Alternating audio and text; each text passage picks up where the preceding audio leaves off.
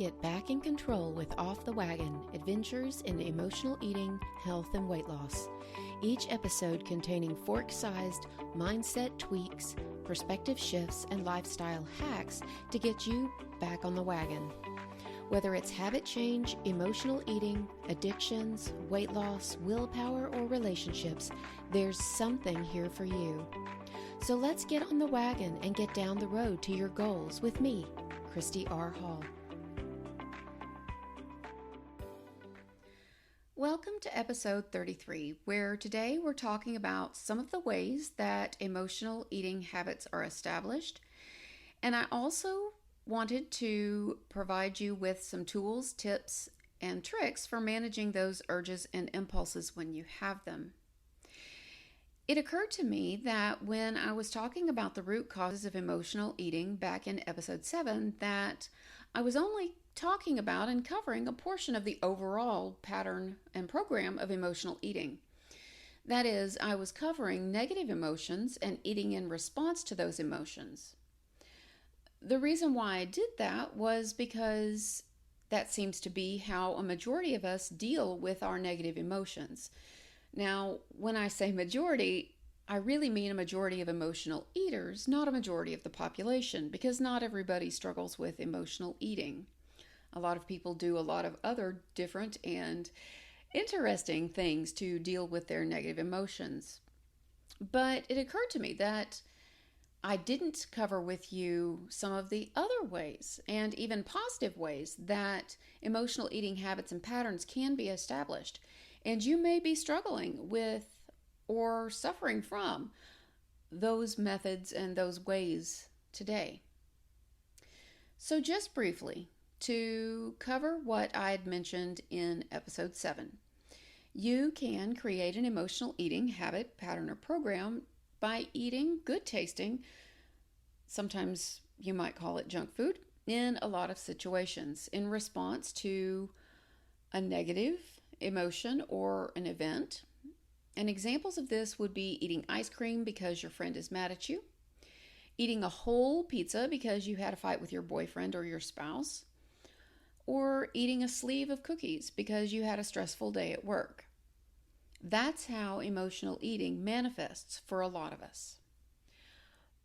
But I want to be clear and kind of round out this picture a little bit by also talking about all the positive ways that emotional eating habits are established.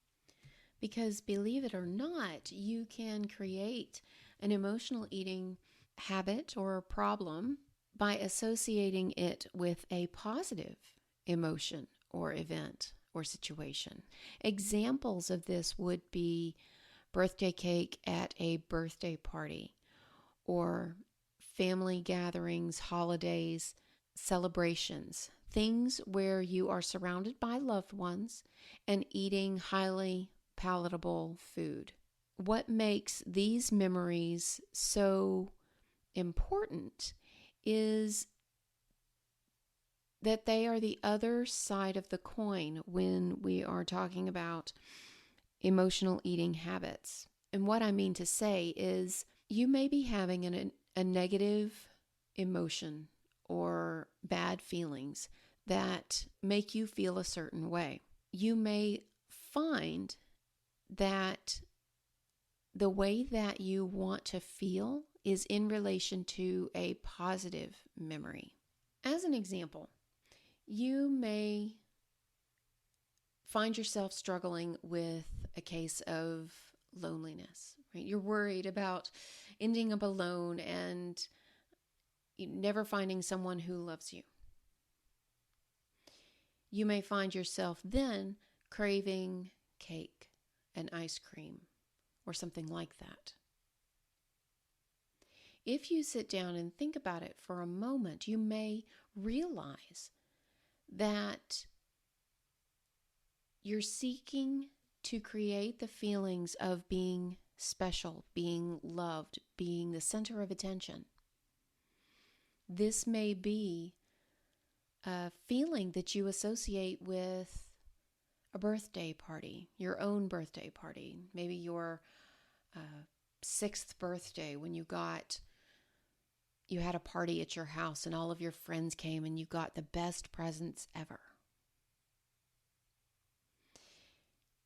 So oftentimes when we experience an emotional eating urge, craving, or impulse, it is in response to a negative event, but it's because we're searching to create, trying to find a way to create those positive feelings that we lack, that we've associated with, sweet foods like cake or cookies, or not always sweet foods, right? Could be chips or bread or anything like that. There's an association there so that the negative emotion creates a sense of lack or wanting, right? And this is what I was talking about, you needing to identify and define what it is that you're missing, but also what it is that you are trying to get.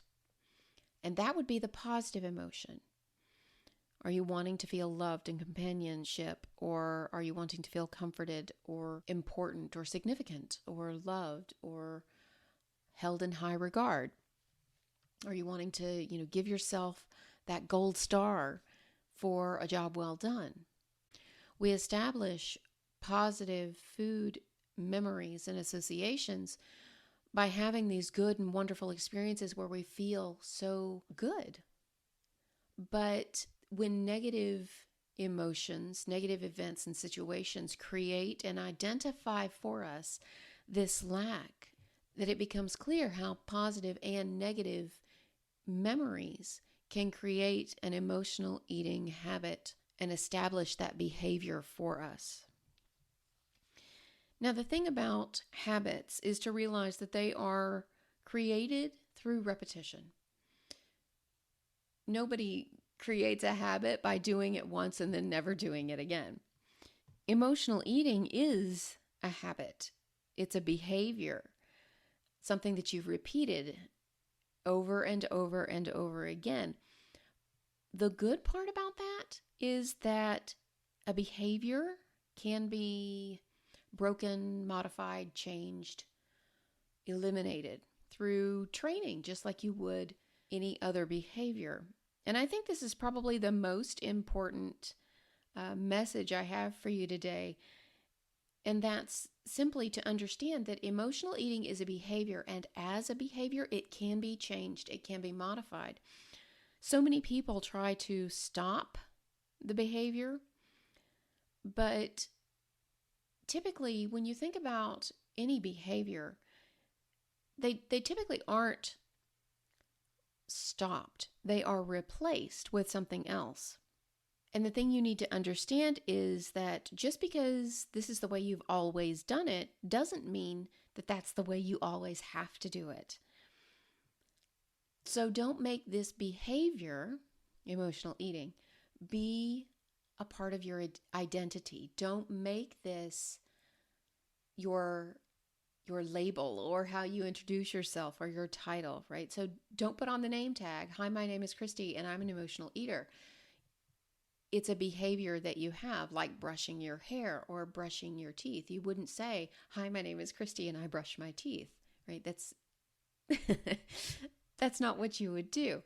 And that's how we need to look at and treat emotional eating. It's a behavior that you have, and when you don't want that behavior anymore, then we must simply replace it with a better behavior. And as you've probably heard me say over and over and over again, at its most basic, eating is simply a distraction from whatever it is that you're currently not wanting to feel. Whether it's you're running from an emotion you don't want or running to an emotion you do want. They're opposite sides of the same coin. So in order to replace or change or modify that behavior, well, first and foremost, we need a list of other actions, other distractions, other things that we can try. And this is where that list of tools and tips is going to be helpful. Um, so I wanted to provide today just a handful of ideas, right, that'll kind of get you thinking about creating your own list of things that you can try when you get an emotional eating urge or impulse. Keeping in mind, of course, that this is not going to solve emotional eating in and of itself. This list of distractions that you're going to create is really a stopgap to prevent you from eating emotionally, or at least delay it a little bit. Ideally, we want to solve and resolve the emotions that are creating and triggering this habit and pattern and program for us.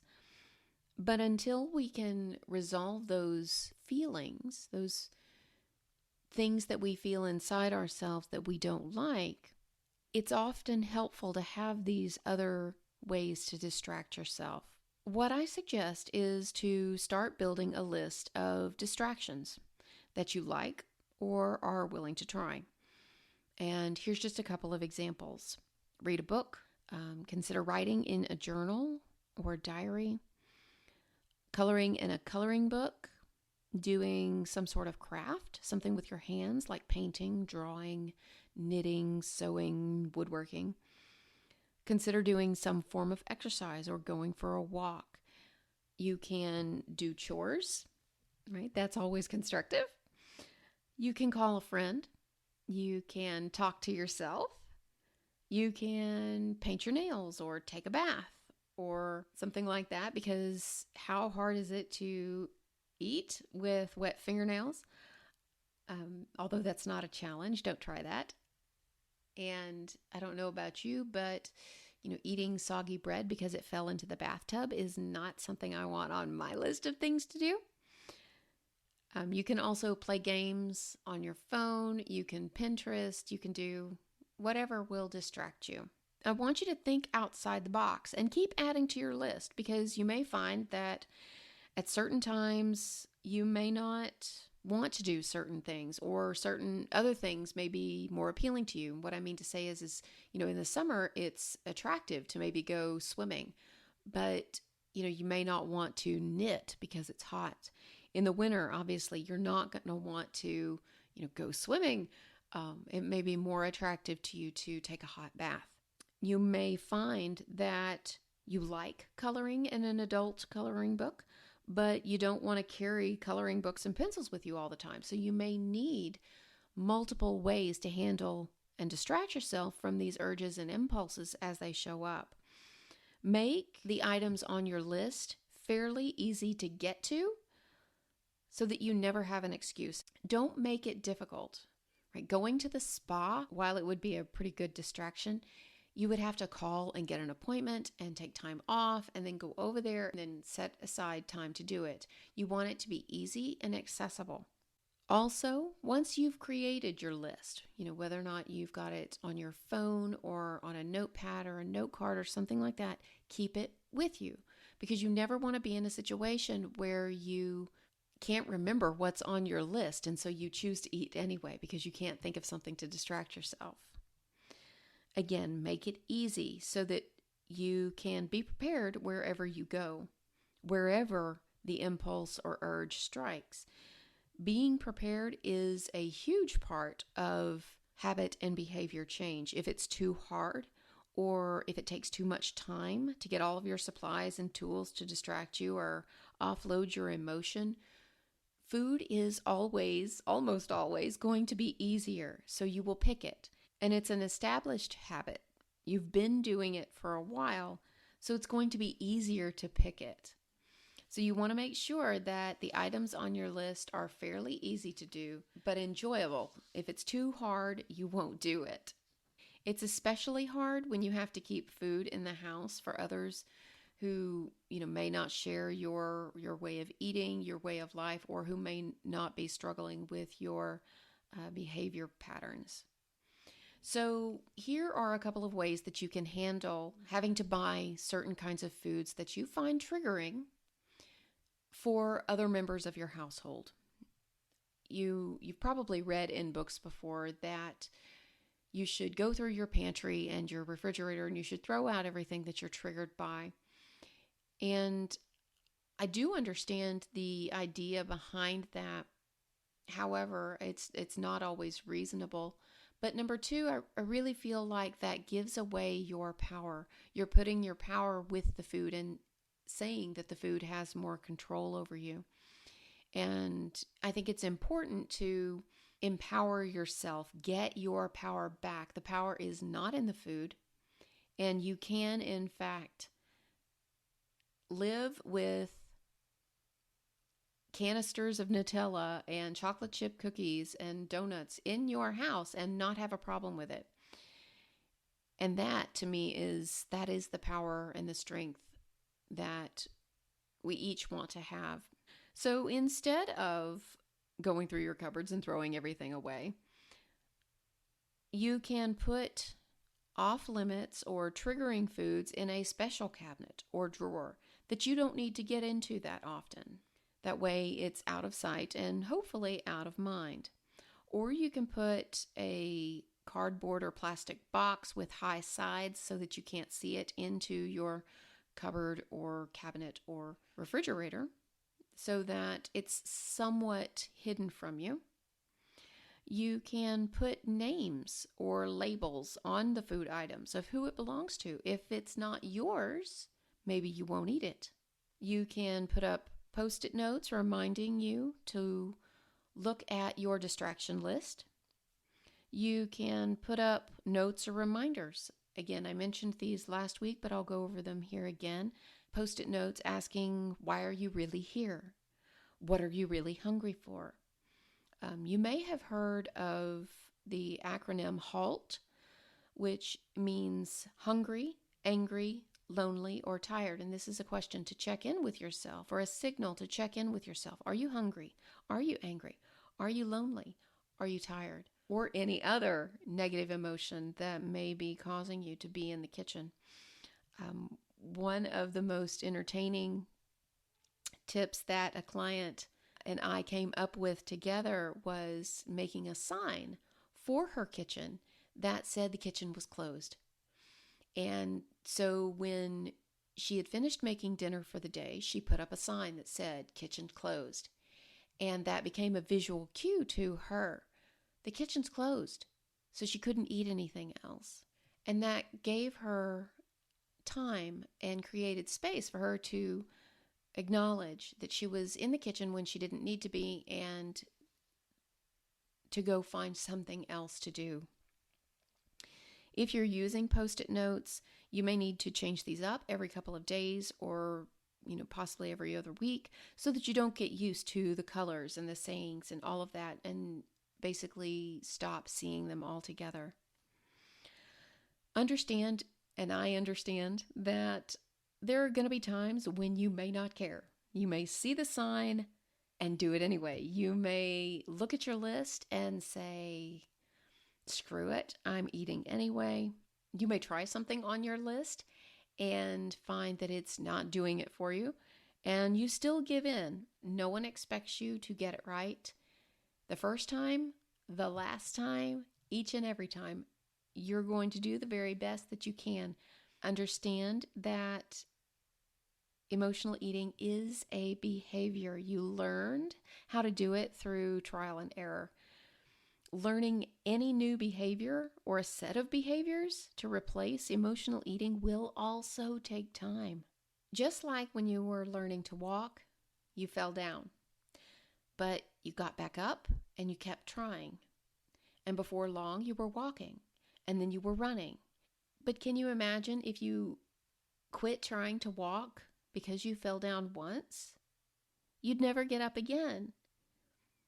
And that's not how it works, and that's not how success works either. You must get back up and keep trying. And it's the same thing here. Before long, with consistent effort, you'll find other things that are more pleasurable to you than food. None of these tips address the underlying causes of emotional eating, but that's okay. I want to start everyone off with a basic set of tools so that you can start dealing with the issues and urges as they come up for you. And one more little bit of knowledge I want to drop here. You weren't born being an emotional eater. You learned how to do that. Like you learned how to crawl and then to walk and run and tie your shoes and ride a bike or drive a car. You still know how to crawl. You still know how to ride a bike, even though for some of you, it's probably been years since you've been on a bike. Think about emotional eating as riding a tricycle to the mall or a birthday party. And yes, I meant a tricycle. When you were a kid, that's what you started with. But then you got a two-wheeled bike, and riding your bike was the only mode of transportation you had.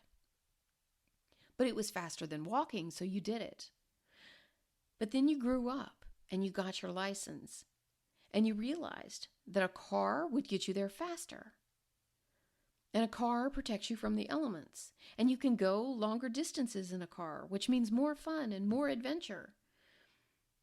Eating emotionally to feel better is the equivalent of riding your bike everywhere. It's limited. Sure, it distracts you, but it leaves you exposed. It does nothing for your self-esteem. It does nothing to solve your problems. And honestly, it does a lot more to hurt you and harm you than you probably realize. And so what we want to do is graduate, right? Get our licenses, get the car that gets us to happiness, to contentment, to compassion, to confidence faster than food, which really doesn't get us there at all.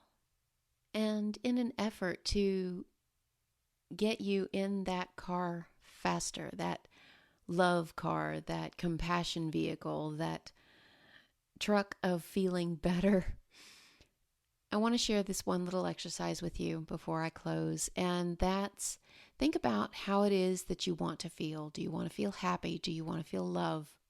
Do you want to feel confident?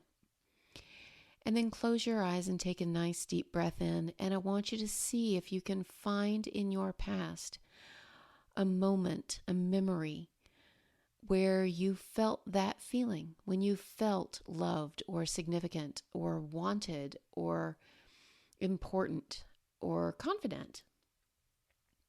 And if, for whatever reason, you can't come up with a memory where you felt that way, the next very best thing for you to do is to make that up. Create a memory, a dream in your mind of the moment that you wish you had had. So think of yourself feeling confident or loved or the center of attention or significant or on top of the world or successful. Create and make it as real as you possibly can, a memory of this emotion that you want to feel. Make it real. I want you to see in your mind, hear the words and phrases, see the people, see the looks. What would you be wearing? I want you to see if you can feel how it feels to be in that room or in that location. Notice how everything is around you and create it just exactly like you would want it to be. Make it as real as you possibly can and sink down into it. Cement yourself into this image. Generate those positive feelings within you. Realize that moment right there when you created that within your mind, that was so much faster than getting up and going to the kitchen or to the vending machine or to the grocery store and finding and buying your food. Creating that image in your mind is far more effective than putting food into your face. It will create those positive feelings that you're searching for without creating that burden of excess calories for your body to process that you'll eventually have to work off later. You can do this anytime you feel negative emotions. You can stop, take 30 seconds, and create for yourself the image of what it is that you want to feel and generate those feelings within yourself. And that will be far more effective than eating ever will be. Thanks for tuning in. I hope this has been helpful for you today. I want to encourage you, no matter where you are on your emotional eating journey, there's always more to learn. This is a behavior or a habit that can be broken. So keep your chin up. Stay hopeful. You are on the right path. If you have any questions or concerns, or just want to talk about what's going on with you, I encourage you to reach out to me on Facebook or at my website, www.christyrhall.com. Thanks, and I'll talk to you soon.